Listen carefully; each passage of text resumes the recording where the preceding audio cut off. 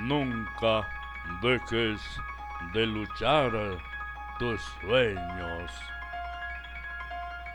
sin importar que se esconda el sol y que el frío te queme y arda, aunque el temor te muerda y el silbo del viento calle y se vaya.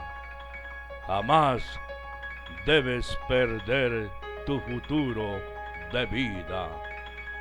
Por favor, nunca dejes de luchar tus sueños, porque mientras vivas, aún hay fuego en tu alma y siempre habrá vida en tus sueños.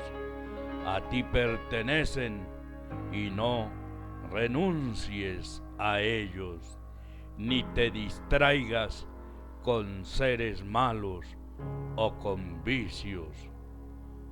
Nunca dejes de luchar tus sueños.